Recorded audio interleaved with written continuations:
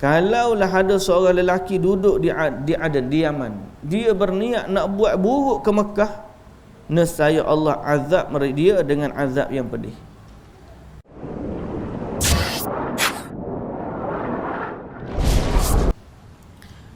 Malah siapa-siapa yang bercita-cita nak melakukan kemaksiatan di Makkah, maka Allah Subhanahu wa taala mengancamnya dengan azab yang pedih.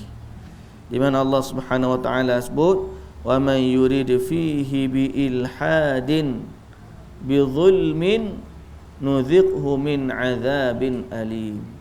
Siapa yang berkehendaki untuk melakukan di Makkah itu ilhad.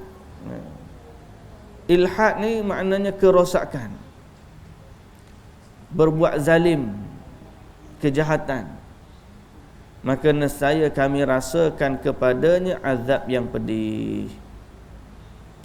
Baik, apa maksud kejahatan? Semua bentuk kejahatan. Dan kejahatan yang paling besar adalah kesyirikan. Jadi siapa yang pergi ke Mekah niat memang nak buat jahat, niat memang nak buat maksiat, maka Allah ancam kepadanya azab yang pedih. Berkata Imam Mujahid, ya'mal fihi amalan sayyi'an, itu nak melakukan perkara yang buruk di Mekah. Dan Ibnu Mas'ud berkata, "Lau anna rajulan arada fihi bi ilhadin bi zulmin wa huwa bi adnin abin la adzaqahu Allah min adzabin alim." Kalaulah ada seorang lelaki duduk di Aden, di Yaman, dia berniat nak buat buruk ke Mekah, nescaya Allah azab dia dengan azab yang pedih. Jadi di Mekah ni, dosa niat nak buat buruk pun dah salah dah. Amalan diganjari, kejahatan kalau niat nak buat buruk pun salah dah. Pasal apa? Ayat ni Allah Ta'ala sebut, wa may yurid, siapa yang berkehendak. Bukan siapa yang buat dak, siapa yang berkehendak nak buat kejahatan, Allah dah ancam dia dengan azab yang pedih. Sebab tu para salaf sangat takut buat maksiat di Mekah.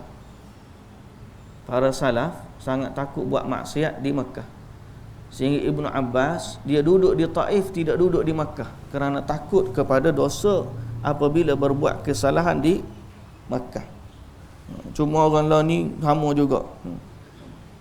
Orang yang memang dia tak mikir sangat dah soal kesalahan di Mekah tu, memang ada yang bercita-cita. Terutamanya kalau hak jenis nak isap rokok tu, dia memang niat daripada rumah lagi. Payah nak cari rokok Mekah dia bawa berkatung-katung rokok nak pergi isap Mekah. Betul tak?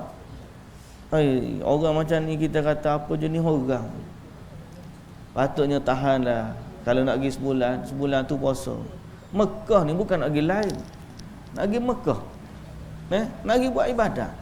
Duduk pula dalam tanah haram. Tiba-tiba memang niat dah, ni bawa rokok ni 2 karton. Siapa di dapat duty free tu, beli 2 karton masuk nak pergi Mekah, nak pergi isap rokok di Mekah. Pasal apa dia kata payah nak cari Mekah ni, tak jumpa orang jual rokok.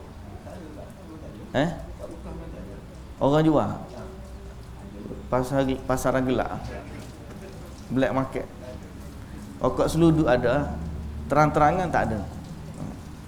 Zaman dulu, zaman saya dulu, nak jumpa isap rokok Mekah ni memang tak lah. Tapi zaman lah ni fitnah telah melanda. Zaman fitnah ni dia dijual secara gelap di kedai-kedai runcit yang mana mudahlah sikit nak banding zaman dulu. Saya tak saya sebutlah kedai runcit mana. Nanti kita cari pula susah pula ustaz. Tapi payahlah nak dapat. Payah tu tidaklah kita kata ialah dari satu sudut memang orang pun takut-takut. Undang-undang salah, kerajaan dia pun tak bagi. Cuma gitulah manusia. Bagi mereka yang tak rasa Mekah ni tanah haram, Dia pula kalau isap rokok, buang pula sampah, putu-putu rokok tu buang rata-rata. Dia tak ada orang isap rokok ni, putu rokok tu dia sipai elok-elok, ada ke tak?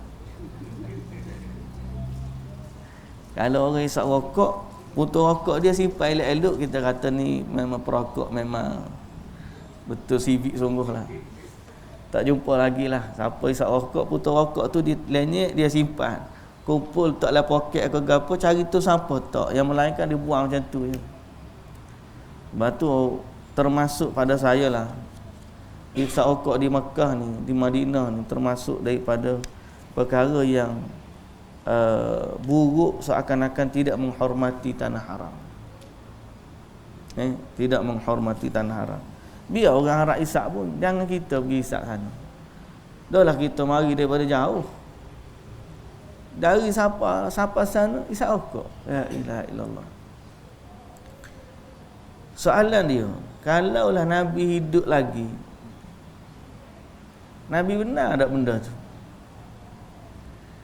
Dan Allah Azza wa Jalla sendiri suka ke orang pergi di Mekah tiba-tiba isap rokok di Mekah? Lepas tu bagi para perokok sekalian, nak pergi Mekah tu tinggallah rokok. Sini ni tak ada, insya-Allahnya. Hak luar-luar lah. Orang dengar kuliah kita live stream ke, ataupun para penggawan dali haji dan umrah, pesanlah dalam kursus umrah, kursus haji tu, jangan pergi isap rokok Mekah. Pasal apa? Ancaman ada bagi orang yang berbuat kemungkaran atau kemaksiatan di Mekah. Dalilnya ayat ni. Surah apa? Surah Al-Hajj ayat 25. Siapa yang berkehendak cita-cita je nak buat keburukan di Mekah, maka kami, kata Allah, rasakan kepada mereka azab yang pedih. Itu antara kemuliaan Mekah yang dijaga oleh Allah Subhanahu Wa Taala. Sebab itulah juga terbukti daripada zaman dulu, siapa-siapa yang bercita-cita nak buat rosak di Mekah, maka dihancurkan oleh Allah Subhanahu Wa Taala. Terutamanya kisah Ashabul Fil, Abrahah. Dan juga nanti sampai hari akhirat ada juga kisah tentera-tentera yang nak memusnahkan Imam Mahdi, nak membunuh Imam Mahdi. Dan mana Imam Mahdi ni dia akan muncul di Makkah, dia akan declare sebagai Imam Mahdi, sebagai pemimpin yang mendapat petunjuk. Nama dia kita tak tahu nama dia siapa. Nabi kata serupa dengan nama Nabi, ayah dia serupa dengan ayah Nabi. Dia keturunan Nabi lah. Nama penuh Wallahu ta'ala alam. Sama ada Muhammad ke Ahmad ke, Wallahu ta'ala alam. Tapi nak sebutnya, Nabi sebut waktu dia declare di bai'ah di Makkah, akan ada tentera yang datang nak memerangi dia.